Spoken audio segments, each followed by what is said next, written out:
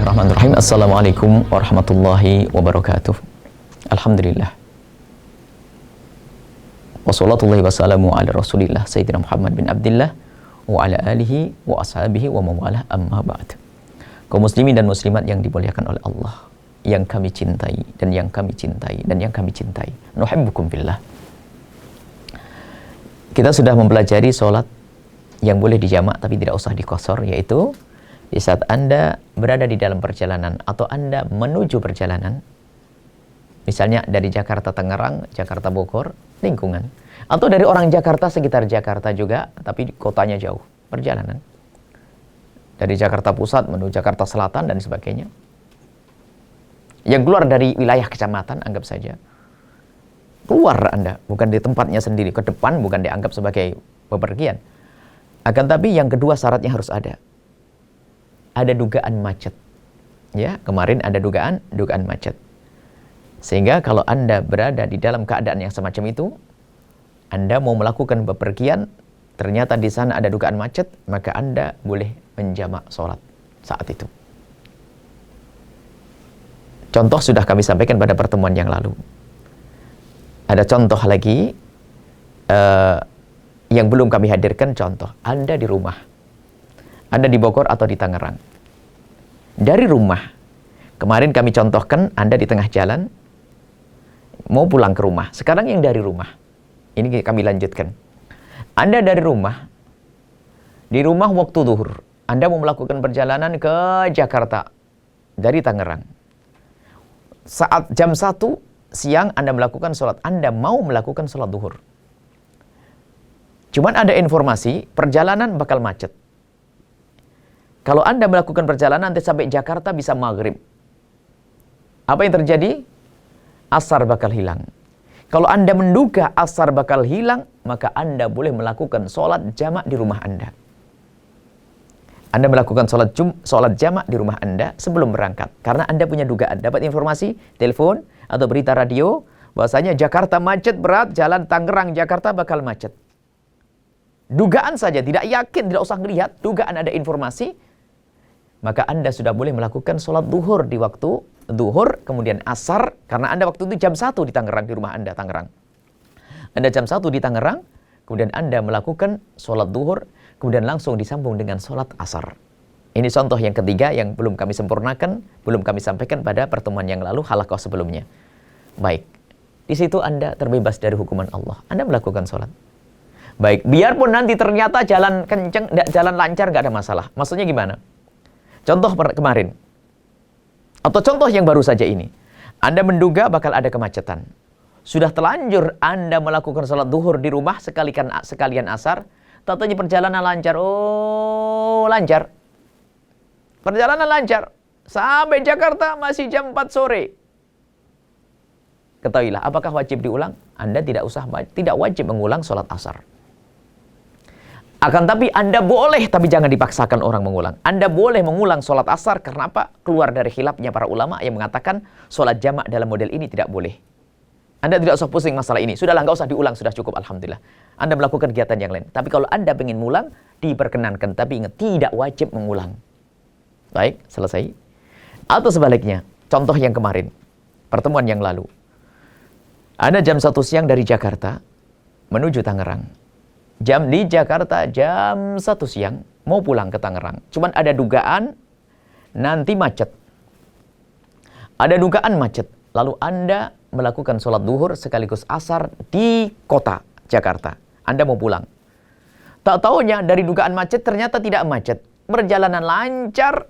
Sampai Tangerang sama jam 4 sudah nyampe Tangerang. Maka sama. Anda pun tidak wajib untuk mengulang sholat asar. Cukup. Jadi karena Anda tadi sudah melakukan sholat duhur disambung dengan asar, Anda melakukan perjalanan nyaman Anda. Tidak usah noleh-noleh ke sana sini.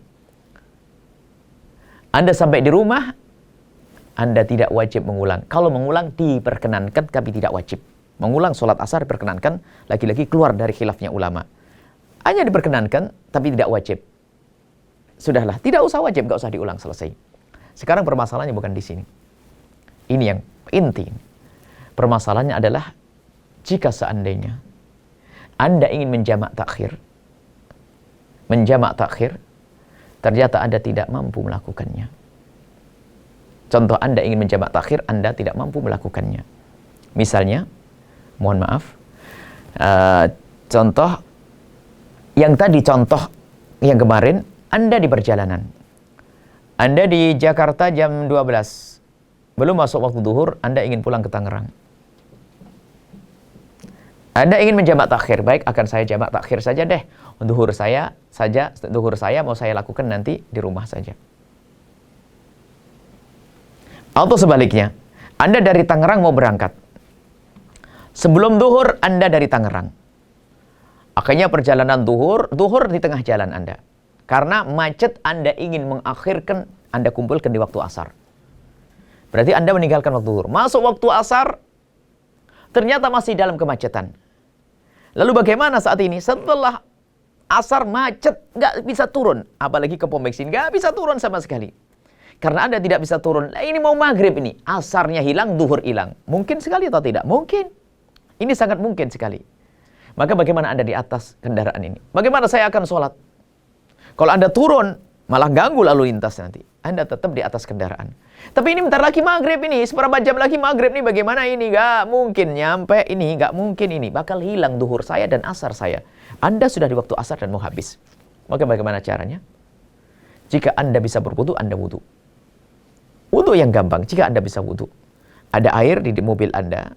Dan Anda tidak mengotori tempat dan nyaman melakukan wudu. Kalau ternyata melakukan wudu susah, Anda bertayamum. Jika ada debu. Jika ternyata tidak ada debu juga, karena madhab Syafi'i nggak ada pakai jok. Anggap saja madhab Syafi'i yang dikukuhkan. Tidak ada air, tidak mungkin untuk berwudu. Kalau turun kemana wudu? Kalau membuang air ada minuman saja boleh. Seandainya Anda membuka jendela, membasuh wajah Anda, tangan Anda juga bisa. Nah, tapi kalau repot, selagi repot tidak usah wudu, tayamum saja. Tayamum, repotnya tidak harus repot banget, ya susah. Karena dalam keadaan, apalagi perempuan nanti malah buka auratnya, tambah repot. Di dalam mobil nanti tambah ada karu-karuan basah, sudahlah. Anda repot, tidak ada repot, susah air. Dengan bertayamum. Tidak ada tayamum, tidak ada debu, maka tidak usah wudu dan tidak usah tayamum. Anda sholat di atas kendaraan. Kalau Anda punya wudu, enak, tidak ada masalah. Anda langsung sholat di atas kendaraan. Tapi bagi yang tidak punya wudu, tidak punya tayamum, tetap sholat di atas kendaraan. Bagaimana caranya? Anda menghadap ke arah kendaraan. Sholat seperti biasa. Namanya sholat menghormat waktu. Yang penting tidak dosa di hadapan Allah. Anda cukup melakukan sholat saat itu dengan takbir. Seperti biasa sholat duhur dulu. 4 rakaat. Karena Anda bukan musafir yang panjang perjalanannya. Anda melakukan 4 rakaat. Setelah melakukan 4 rakaat sholat duhur, baru 4 rakaat sholat asar. Anda sholat dalam keadaan tidak punya alat bersuci. Tidak punya alat bersuci. Kalaupun Anda ikut pendapat yang bertayamum di jok, silahkan. Tapi kami ingin mempermudah lagi, ikut madhab Syafi'i, nggak ada tayamum di atas jok mobil. Cukup kalau tidak ada air, tidak ada debu, maka tidak usah bertayamum, tapi langsung melakukan sholat. Yang penting di hadapan Allah tidak dosa. Sebab kaidahnya, semua syarat yang tidak bisa dipenuhi karena udzur, kayak ini kan udzur, maka sholatnya sah. Cuman bedanya, sholat Anda sah, biasa sholat di atas kendaraan. Allahu Akbar, rukuk biasa, sujud lebih merunduk lagi, dan dilakukan seperti biasa, dan assalamualaikum, assalamualaikum. Kiblat Anda arah kendaraan. Akan tapi, ketahuilah, ini agar Anda tidak dosa. Tapi nanti, setelah Anda sampai ke tempat tujuan, di saat tempat nyaman, Anda wajib mengulang. Mengulang, jangan khawatir dengan mengulang. Karena apa? Anda waktu melakukan sholat tidak sempurna syarat-syaratnya. Itu hanya untuk menggugurkan dosa saja. Agar Anda tidak dosa di hadapan Allah, setelah Anda sampai ke tempat tujuan, Anda mengulang sholat duhur sekaligus sholat asar. 4 rakaat, 4 rakaat. Maghrib juga begitu dengan asar, dengan isya. Ini adalah, jangan sampai ada di antara kita meninggalkan sholat sama sekali. Mungkin seorang perempuan begitu. Najis semuanya. Najis, sholat di atas kendaraan. Karena nggak mungkin turun. Kalaupun turun, misalnya, aduh repot, turun. Anda di perjalanan, macet berat, sudahlah. Nggak mungkin ini saya melakukan sholat, nggak mungkin sholat. Maka Anda melakukan sholat di atas kendaraan.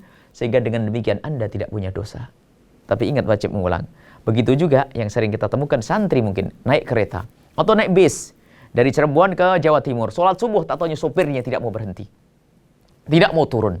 Anda mau berwudu tidak mungkin, Anda susah. Mau sholat bagaimana? Anda tidak punya wudu, nggak punya tayamum. Sholatlah di atas bis. Menghadap ke timur, menghadap ke arah mobil. Sholat Allah Akbar, sholat subuh. Setelah sholat subuh, Assalamualaikum, beres. Anda tidak dosa di hadapan Allah. Tapi ingat, karena sholat Anda tidak memenuhi syarat, tidak menghadap ke kiblat, dan tidak bersuci, maka nanti setelah sampai tujuan dalam keadaan normal, Anda wajib mengulang. Tidak usah takut dengan wajib mengulang. Yang penting Anda tidak dosa. Kan urusan kita ingin terbebas dari dosa. Ini adalah sepintas, sekelumit sholat di atas kendaraan. Semoga Allah mudahkan kita untuk melakukan sholat dalam perjalanan. Dan semoga Allah mengampuni kita semuanya. Dan semoga Allah berikan pada kita pemahaman yang benar. Tinggal berikutnya akan kami hadirkan bagaimana tentang niat-niatnya. Insya Allah pada halaqah berikutnya. Assalamualaikum warahmatullahi wabarakatuh.